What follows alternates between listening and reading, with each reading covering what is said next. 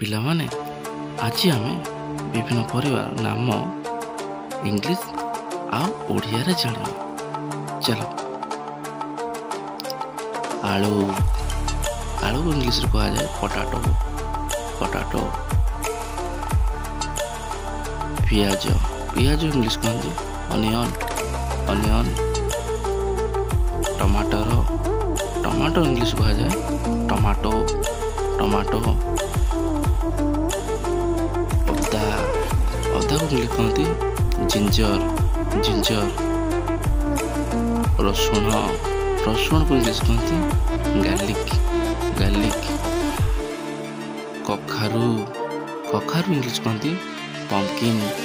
ପମ୍ପକିନ୍। ବାଇଗଣ ବାଇଗଣ ଇଂଲିଶ କୁହନ୍ତି ବ୍ରିଞ୍ଜିଲ୍। ବ୍ରିଞ୍ଜିଲ୍। ଫୁଲକୋବି ଫୁଲକୋବି ଇଂଲିଶ କୁହାଯାଏ କାଲିଫ୍ଲାୱାର। କାଲିଫ୍ଲାୱାର। ପତ୍ରକୋବି ପତ୍ରକୋବି ଇଂଲିଶ କୁହନ୍ତି କ୍ୟାବେଜ୍। କ୍ୟାବେଜ୍। ଗାଜର ଗାଜର ଇଂଲିଶ କୁହନ୍ତି carrot. Carrot. Beet beet English କୁହାଯାଏ ବିଟରୁଟ୍। ବିଟରୁଟ୍। ମୁଢ଼ା ମୁଢ଼ାକୁ ଇଂଲିଶ କୁହାଯାଏ ରାଇଡିସ୍। ରାଇଡିସ୍। କାକୁଡ଼ି କାକୁଡ଼ି ନୁହେଁ କୁକୁମ୍ବର। କୁକୁମ୍ବର। ଭେଣ୍ଡି ଭେଣ୍ଡି ଇଂଲିଶ କୁହାଯାଏ ଲେଡି ଫିଙ୍ଗର। Lady finger.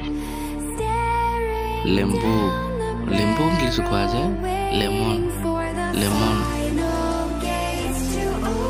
କଞ୍ଚା ଲଙ୍କା ଇଂଲିଶ କୁହାଯାଏ ଗ୍ରୀନ୍ ଚିଲି। Green chilli. ଶିମଳା ଲଙ୍କା ଇଂଲିଶ କୁହାଯାଏ କ୍ୟାପ୍ସିକମ୍। କ୍ୟାପ୍ସିକମ୍। ପଣସ ଇଂଲିଶ କୁହାଯାଏ ଜ୍ୟାକଫ୍ରୁଟ୍। ଜ୍ୟାକଫ୍ରୁଟ୍। ଛତୁ ଇଂଲିଶ କୁହାଯାଏ ମସରୁମ୍। ମସରୁମ୍। କନ୍ଦମୂଳ ଇଂଲିଶ କୁହାଯାଏ ସୁଇଟ୍ ପଟାଟୋ। Sweet potato. କଲରାକୁ ଇଂଲିଶ କୁହାଯାଏ ବିଟର ଗୋଲ୍ଡ। Bitter gourd. ପୋଟଳ ଇଂଲିଶ କୁହାଯାଏ ପର୍ପଲ୍। ପର୍ପଲ୍। କଞ୍ଚା କଦଳୀ ଇଂଲିଶ କୁହାଯାଏ ର ବାନାନା। ର ବାନାନା। ଦେଶୀ ଆଳୁ ଇଂଲିଶ କୁହାଯାଏ ୟାମ୍। ୟାମ୍। ସାରୁକୁ ଇଂଲିଶ କୁହାଯାଏ ଆରୁମ୍। ଆରୁମ୍। କଞ୍ଚା ଅମୃତଭଣ୍ଡା ଇଂଲିଶ କୁହାଯାଏ ର ପପାୟା।